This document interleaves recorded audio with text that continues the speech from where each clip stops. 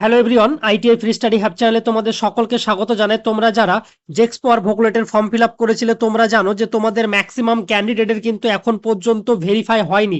যাদের যাদের document verification এখনো পেন্ডিং আছে তোমাদের চিন্তার কোনো বিষয় নেই। তা আমাদের যে ওয়েস্ট বেঙ্গলের যে সমস্ত গভর্নমেন্ট পলিটেকনিকে জেক্সপো আর ভোকলেটের জন্য অ্যাপ্লাই করেছিলে তোমাদের যে সার্ভারের কাজ চলছে, এই সার্ভারটি প্রচুর স্লো চলছে। তো দেখবে মাঝে মধ্যে আন্ডার মেনটেনেন্স বলে দেখাচ্ছে। তবে যে ডকুমেন্ট ভেরিফিকেশন যে প্রসেসগুলো আছে এগুলো কিন্তু স্টেপ বাই স্টেপে চলছে, একটা একটা করে ভেরিফাই হচ্ছে। তোমাদের দেখবে টোটাল অ্যাপ্লিকেশন করার সময় দেখেছো এখানে 7টা স্টেপ আছে। এই 7টা স্টেপের মধ্যে দেখবে তোমরা অ্যাপ্লিকেশন ফর্ম, ডকুমেন্ট আপলোড, তার সাথে সাথে ফি পেমেন্ট, এই সমস্ত কিন্তু তোমরা দেখেছো। তো তার সাথে সাথে তোমাদের আরো কিছু পার্ট ছিল যেখানে লেখা ছিল application verification, merit rank generation, course choice filling আর সিট অ্যালটমেন্ট। তোমরা দেখতে পাচ্ছ এখন পর্যন্ত এখানে কিন্তু ডকুমেন্ট যে ভেরিফিকেশন আছে, অ্যাপ্লিকেশন ভেরিফিকেশন পেন্ডিং হয়ে আছে। তো যাদের এখনো পেন্ডিং হয়ে আছে তোমাদের এটি কিন্তু ভেরিফাই হয়ে যাবে। তোমাদের এখনো কিন্তু এই যে প্রসেস আছে এই প্রসেসিং এর কিন্তু কাজ চলছে, আস্তে আস্তে এগুলো ভেরিফাই হচ্ছে। তো তোমাদের দেখবে টোটাল যারা জেক্সপো আর ভোকলেটে অ্যাপ্লাই করেছো তোমরা লগ ইন করে চেক করবে, মাঝে মধ্যে লগ ইন করে চেক করবে তোমার যে ডকুমেন্ট ভেরিফাই আছে সেটি ভেরিফাই হয়েছে না পেন্ডিং আছে।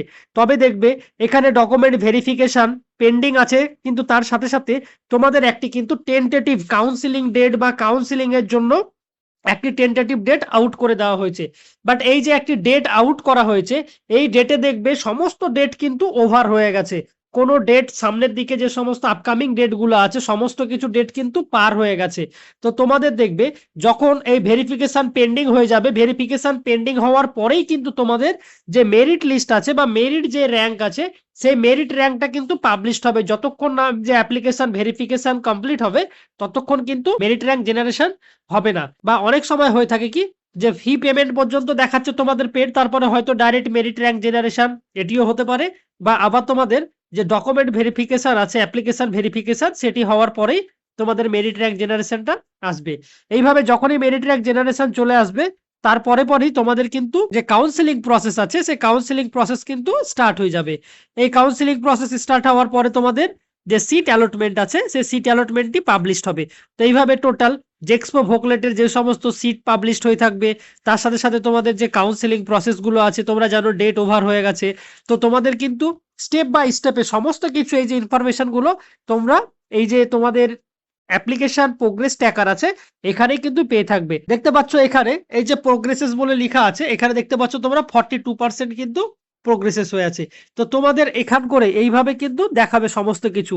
আর তোমাদের যে মেরিট র্যাঙ্ক ওয়াইজ যেটি আসবে সেটি কিন্তু তোমার যে 10th-এর মার্কস আছে 10th-এর মার্কসের উপর বেস করেই কিন্তু তোমাদের মেরিটটা তৈরি হবে। তার সাথে সাথে যারা ভোকলেটে অ্যাপ্লাই করেছো তোমাদের কিন্তু এইচএস এর যে মার্কস আছে তার সাথে সাথে যারা আইটিআই পাস করার পরে অ্যাপ্লাই করেছো তোমাদের কিন্তু ওই আইটিআই এর যে মার্কস আছে তার উপর বেস করেই কিন্তু তোমাদের ফাইনাল যে মেরিট আছে সেটি কিন্তু রেডি হবে। তোমরা এই চ্যানেলটাকে সাবস্ক্রাইব করে রেখো আপকামিং আপডেট পাওয়ার জন্য। এইভাবেই তোমাদের কিন্তু মেরিট র্যাঙ্ক পাবলিশড হবে, তারপরে কাউন্সিলিং হবে, তারপরেই কিন্তু তোমাদের ফাইনাল সিট অ্যালটমেন্ট লেটারটি আউট হবে। তোমরা এই চ্যানেলটাকে সাবস্ক্রাইব করে রেখো আপকামিং আপডেট পাওয়ার জন্য।